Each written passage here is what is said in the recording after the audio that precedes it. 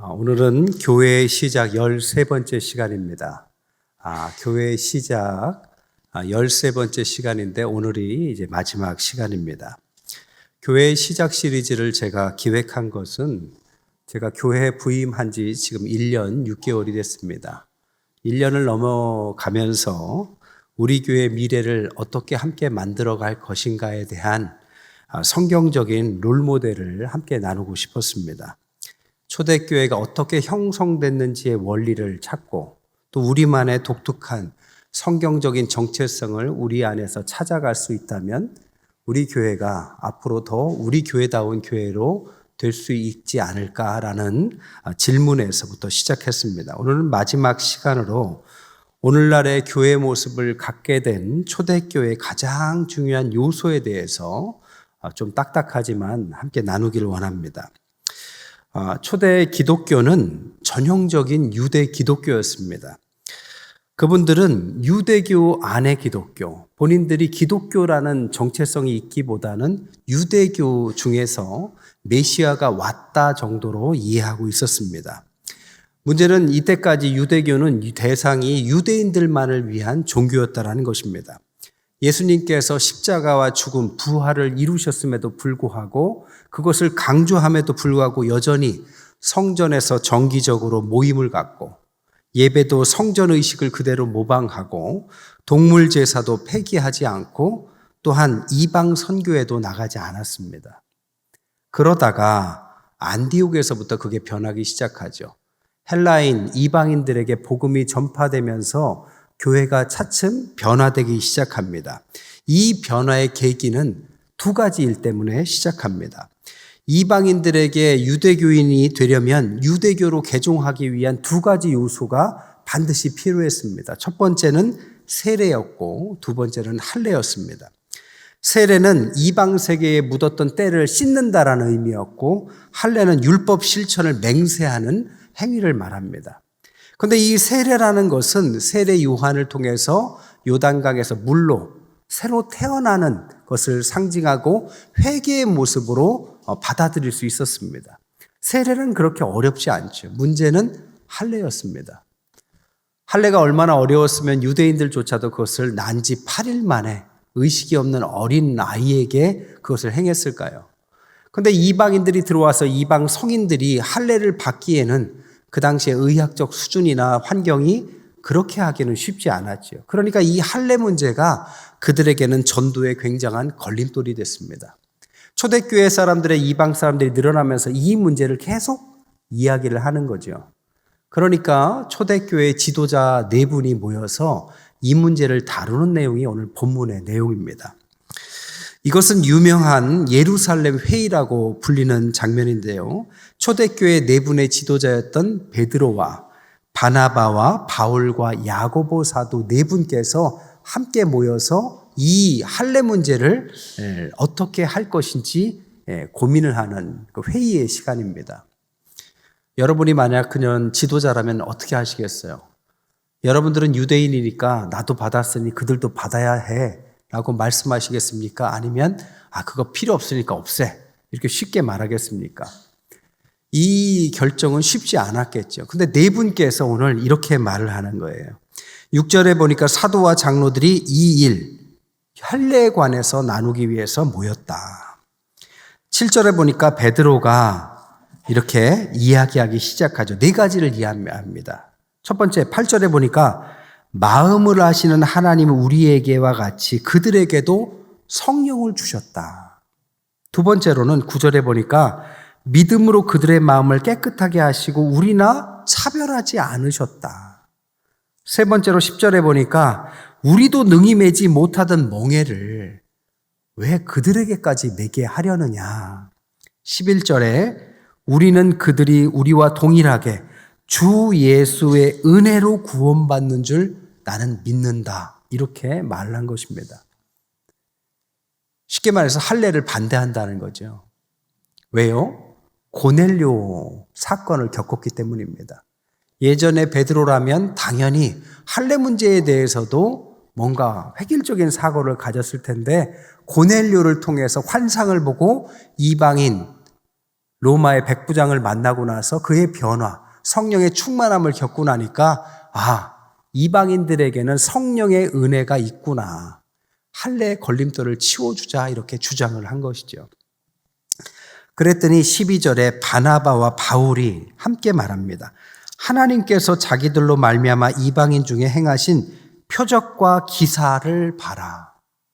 만약에 하나님이 이방인들에게 역사하지 않았다면 이 많은 표적과 기사가 어떻게 일어났겠느냐. 그러니까 그들도 똑같이 할례는 그들에게 하지 말자 이런 주장을 한 거죠. 그랬더니 마지막으로 야고보 사도가 그 당시에 예루살렘 교회의 담임 목회자였습니다. 13절에 야고보가 대답하되 14절에 이방인 중에서 자기의 이름을 위할 백성을 취하시려고 하면서 구약을 인용합니다. 그게 16절 17절이에요. 이후에 내가 돌아와서 다윗의 무너진 장막을 다시 짓고 그 허물어진 것을 다시 지어 일으키리니 남은 사람 내 이름으로 일컫는 받는 모든 이방인들에게도 주를 찾게 하려 함이다. 그러니까 유대인들이 많기 때문에 구약을 들어서 명분을 이야기하는 거죠. 아모스 선지자가 얘기했던 구약의 이 이야기, 다윗의 무너진 장막, 오늘날의 이런 상황을 이방인들을 통해서 찾게 하려는 것이 이것이다. 그래서 뭐라고요? 19절에 결론을 내립니다. 이방인 중에서 하나님께로 돌아오는 자들을 괴롭히지 말자. 네 분이 만장일치를 이뤘어요. 참 이렇게 만장일치를 이루기 쉽지 않습니다. 왜? 네 분은 다 유대인입니다. 그러니까 할례에 대해서 당연히 자기도 받았기 때문에 이방인들에게도 요청할 수 있는데도 불구하고 그들은 훌륭한 지도력을 보여주었습니다. 여러분, 이것은 단지 할례 문제를 해결했다라는 정도가 아닙니다. 이것 때문에 유대 기독교에서 우리가 아는 기독교로의 변화를 가능하게 한 중요한 결정이 일어난 것입니다. 신학적으로는 이것을 이렇게 말해요. 개종자 모델에서 회심자 모델로의 변화다. 이 개종자라는 것은 말 그대로 종교를 바꾸는 것입니다. 이 개종자 모델은 뭘 얘기하느냐? 그들의 신앙을 갖기 위해서 그동안 해왔던 민족적인 신앙의 체계와 관습을 그대로 따라가는 게 개종자 모델입니다. 예를 들자면 우리가 불교를 선택한다면 머리를 깎고 절에 들어가야 되는 거죠. 이슬람을 선택한다면 하루에 5번 기도를 하고 할랄 음식만 먹고 여성들은 히잡을 착용하는 게 개종자 모델입니다. 유대 기독교도 마찬가지로 그렇게 한다면 할례를 받게 하고 율법 613개를 지켜야 하고 이방인들과의 접촉을 금지시켜야 됩니다. 이게 개종자 모델이에요. 하지만 그들은 개종자 모델이 아니라 컨버트, 회심자 모델이라는 것을 제시했다는 겁니다. 컨버트라는 건 뭐냐? 형식은 그대로 두고 중심만 바뀌었다는 뜻입니다. 그러니까 그동안 살아온 형식대로 살아가되 마음의 중심을 주님을 향해서만 바꾼다. 이것을 회심자 모델, 회심이라고 말하는 거죠.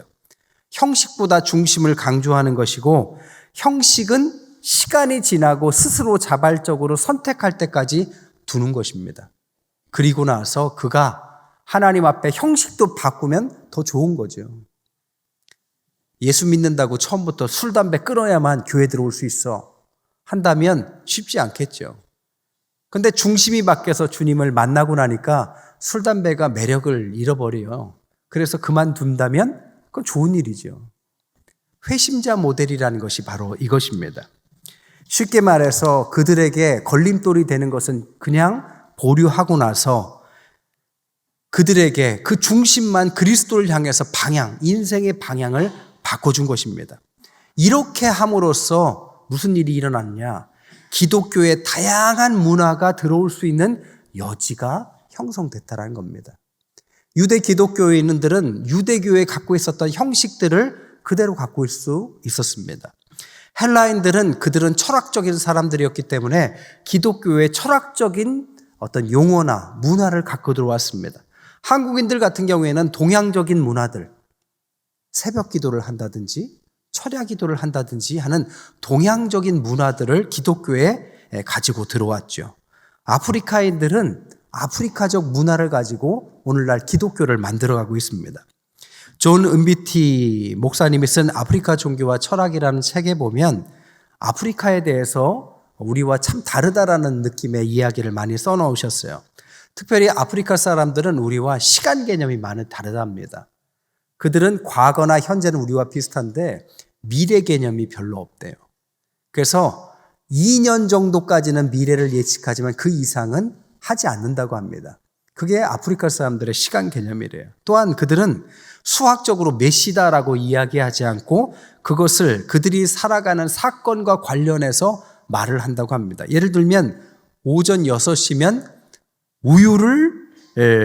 우유를 짜는 시간이다. 오후 12시라고 하면 가축과 인간이 휴식하는 시간이다. 오후 1시는 물 깃는 시간, 오후 2시는 가축 물 마시는 시간. 그러니까 물어보면 이런 거죠. 지금 몇 시야? 하면 가축 쉬는 시간이야. 그러면 12시다. 이런 뜻입니다. 물 마시는 시간이야 하면 오후 2시쯤 됐다. 이런 뜻이죠. 그들은 달도 그렇게 불렀대요. 뜨거운 달, 첫비 내리는 달, 잡초 뽑는 달, 사냥하는 달. 그런 식으로 추상적인 개념으로 시간을 정한다고 합니다. 또한 우리와 다른 것이 죽음에 대한 개념이 다르대. 우리는 생명이 끊어지는 것을 말하는데 그들은 기억에서 사라지는 것을 죽음이라고 생각한다고 합니다. 그래서 모두에게서 기억이 사라질 때 완전한 죽음이라고 말한대요. 실제적으로 돌아가셔도 기억하고 있으면 살아있는 것이고 기억하지 못하면 어제 돌아가셨어도 그는 진짜 죽은 거죠. 그래서 그들에게 최고의 형벌은 너 앞으로 기억하지 않겠다. 이런 말이 최고의 형벌이라고 합니다. 또한 연장자가 가족에서 하는 일은 대표적으로 그 가족의 기억을 관리하는 거래요. 그래서 할아버지 돌아가신 날이 몇 월 며칠이고 우리가 따지듯이 그들도 연장자들이 그 날을 기억하면서 연장자의 역할을 한다고 합니다. 당연히 아프리카에서는 이런 개념이니까 종교의, 기독교의 조상 숭배의 느낌이 많이 묻어 있을 수밖에 없죠. 여러분, 이 모든 것들은 다 개종자 모델을 초대교회 지도자를 선택했으면 다 불가능한 일입니다. 회심자 모델을 선택했기 때문에 이 모든 것이 가능한 것이고 오늘날 기독교가 유대교보다 더 크게 세계 종교로 확대된 것도 바로 이 선택을 중심으로 가능해진 것입니다. 또한 이 선택이 없었다면 우리가 읽는 신약 성경의 대부분이 사라졌을 것입니다. 왜요? 사도 바울이 쓰신 바울 서신의 대부분이 그 당시에 초대 교인들이 이방인들과 섞여 살면서 생기는 문제에 대한 질문, 사도 바울이 그것에 대한 답변, 그것에 대한 답변을 서신으로 썼던 것들이 오늘날 바울 서신이 된 거죠. 고린도 교회만 해도 생각해 보세요. 이방인들이 초대를 했어요. 그런데 거기를 놀러 갑니다. 갔더니 이방 신에게 바쳤던 제물에 바쳤던 제사 음식을 내놓습니다. 이거를 먹어야 됩니까? 말아야 됩니까? 예전에는 생각도 안 했던 문제가 발생한 거죠. 만약에 개종자 모델을 선택했다면 불러도 갈 수도 없고 또 갈 마음도 없었고 이방인들과의 접촉 자체가 불가능했습니다. 하지만 불러서 갈 수 있었고 접촉이 가능하니까 그들이 질문이 생겼고 질문에 대한 답을 통해서 우리가 아는 고린도 전후서가 쓰여진 것이죠. 결국에는 우리가 아는 많은 것들이 오늘날 이 결정을 통해서 변화를 받은 것입니다. 그렇기 때문에 우리가 이 회심자 모델을 따라가는 이 기독교가 이때부터 이해의 폭이 점차 넓어집니다. 메시아 그리스도를 우리는 주님이라고 부르는 키리오스라는 단어도 그런 맥락에서 들어옵니다. 한국도요, 하나님을 개신교에서는 하나님이라고 부르고 천주교에서는 하느님이라고 부릅니다. 똑같은 신을 이야기하는데 용어가 다르죠. 하지만 천주교에서 말하는 하느님 하면은 하늘에 계시는구나 이런 느낌이 들고 우리가 믿는 하나님 하면은 한 분이시다라는 유일신 개념이 느낌이 들죠. 똑같은 하나님의 개념이 하느님을 통해서 더 풍성해진 것입니다. 이 모든 것들이 다 이 포용적인 기독교의 이 문화가 허락한 것이죠. 주님을 향해서 가되 우리가 겪고 있는 이 문화적인 언어들을 다 같이 포용하면서 나아가는 거죠. 에베소서도 그런 맥락에서 쓰여집니다. 에베소서에 유대인들보다 이방인들이 더 많아져요. 그러니까 서로 연합하다 보니까 불협화음이 납니다. 문화와 언어가 다르니까. 그때 나온 개념이 뭐냐? 몸이라는 개념입니다. 교회가 한 몸이다라고 우리가 말할 때 에베소서에 말하는 이 말은 너도 한 지체가 되고 너도 한 지체가 되어서 우리가 함께 연합을 이룬다라는 의미의 몸이라는 개념을 설명했고, 이것이 오늘날도 우리가 교회에 가장 적용하기 좋은 표현이 된 것입니다. 또한 충만이라는 개념도 그래요. 유대 문화에서는 충만이라는 개념이 없습니다. 충만이라는 것은 우주에 가득하다라는 건데 오늘날 우리는 성령 충만하게 해달라고 기도합니다. 이 충만이라는 것도 후에 헬라 문화에 통해서 들어온 개념이죠. 사도 바울의 뒤를 이룬 많은 신학자들 중에 저스틴이라는 분이 있어요. 사도 바울은 1.5세 헬라인이었다면 이 저스틴이라는 분은 2세 헬라인이었습니다. 당연히 헬라 언어와 문화에 더 유창하고 익숙한 분이죠. 그는 요한복음에 나온 로고스의 개념을 그 당시에 헬라 문화였던 이성의 개념으로 해석합니다. 유대적 개념으로선 말씀의 의미를 로고스로 다뤘는데 이성의 개념과 연결시켜서 말씀이 육신이 되었다. 태초에 말씀이 계시니라. 이 창조와 구약과 신약의 연결고리들을 이 언어들을 통해서 더 풍성하게 만들어 갑니다. 또한 오리겐이라는 분은 아버지가 순교를 당해요. 자기도 순교의 위기가 있습니다. 그렇기 때문에 자기가 아버지가 순교당한 이유와 자기가 순교를 당할 수도 있는 상황 가운데서 구약과 신약을, 즉 구약을 신약의 기준을 통해서 재해석하는 일을 합니다.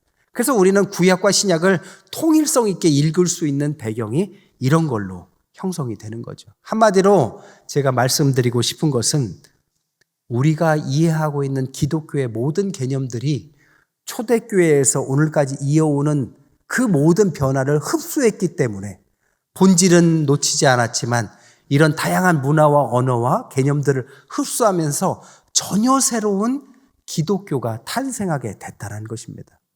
그래서 신학이 만들어져서 오늘날 이단과 우리는 무엇이 다른지, 타종교와 우리는 무엇이 다른지에 대한 명확한 개념을 갖게 됐다는 거죠. 마지막 시간이라 제가 맘먹고 딱딱하게 하려고 이 자리에 섰어요. 제가 왜 이런 딱딱한 이야기로 마무리를 하느냐. 우리 교회를 위해서 그런 겁니다. 여러분, 지난 수천 년간 기독교의 이런 문화는 옹고집을 갖고 있었던 문화가 아니라 유연함을 갖고 있었다는 것입니다. 이 유연함 때문에 우리는 풍성함이라는 것을 얻어냈다라는 거죠. 한국 기독교는 똑같은 예수 그리스도를 믿지만 서양 기독교와는 많이 다릅니다. 많이 다른 것 중에 하나가 새벽 기도가 있고 철야 기도가 있는 겁니다. 여러분, 새벽 기도 하기 싫으면 외국 가시면 돼요. 근데 외국 가서 한인교회 가시면 거기도 새벽 기도 하고 있어요. 한국 사람들만 유별나게 그렇게 새벽에 일찍 나와서 기도를 시작하고, 그것도 부족해서 금요일 날 이제 토요일부터 쉬니까 밤새 기도하고, 또 급한 일이 있으면 그걸로 부족하면 저 삼각산이며 뭐며 산기도에 가서 무슨 죄인지 나무를 붙잡고 뿌리가 뽑힐 때까지 기도를 하는 특별한 종교 심성이 있는 거죠. 근데 이것을 우리는 이단이라고 말하지 않습니다. 다양한 한국적인 기독교라고 말하고, 그것을 통해서 우리는 전 세계에 전무후무한 교회적 부흥을 이뤄낸 거죠.